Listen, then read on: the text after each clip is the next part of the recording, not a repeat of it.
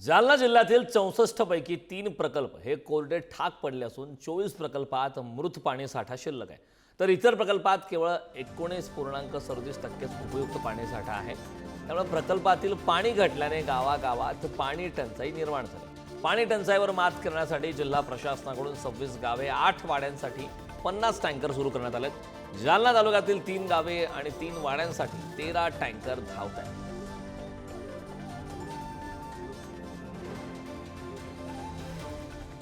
जालन्यात 64 पैकी 3 प्रकल्प हे कोरडे ठाक पडले। 26 गावं आणि 8 वाड्यांसाठी यासाठी टँकर धावले जातात। या संदर्भात ताजे अपडेट देण्यासाठी आपले प्रतिनिधी गौरव साळे आपल्यासोबत होते। गौरव, आपण पाहतोय 24 प्रकल्पात मृत पाणी साठा शिल्लक आहे, पाणी टंचाई निर्माण झाली आहे, भीषण सध्या परिस्थिती पाहायला मिळते, काय सांगतील सविस्तर? क्रांतिकार्यकरण आपण जर पाहायला गेलं तर जालना जिल्ह्यात एकूण 64 पैकी 3 प्रकल्प जे आहेत ते अक्षरशः कोरडे ठाक पडलेले आहेत आणि 24 प्रकल्पात केवळ मृत साठा शिल्लक आहे। त्यामुळे जालना जिल्ह्यामध्ये आता पाणी टंचाईचे संकट जे आहे ते निर्माण झाल्याचं पाहायला मिळत आहे।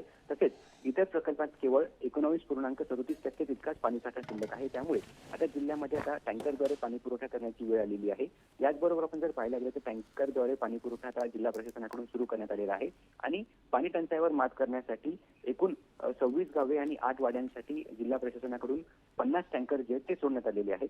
त्याचबरोबर आपण जर पाहायला गेलं तर जालना 3 गावे येतात आणि 3 वाडे येतात, त्यासाठी 13 टँकर धावत आहे। त्याशिवाय बदनापूर तालुक्यातील 12 गावे आणि 5 वाड्यांसाठी एकूण 21 टँकर धावत आहेत। त्याचबरोबर जाफराबाद आणि अंबड तालुक्यात देखील टँकर सुरू करण्यात आलेले आहेत। आपण जर पाहायला गेलं तर एकूण असे 50 टँकर जे आहेत ते आता जिल्हा प्रशासनाकडून सोडण्यात आलेले आहेत आणि जिल्हा प्रशासनाकडून सोडण्यात आलेल्या टँकरवर आता जिल्ह्यातील म्हणजे नागरिक आहेत यांचं पाणी पुरवठा त्यांना करण्यात येत आहे। करण अगदी गौरव, खूप खूप धन्यवाद या महत्त्वपूर्ण अशा माहितीसाठी।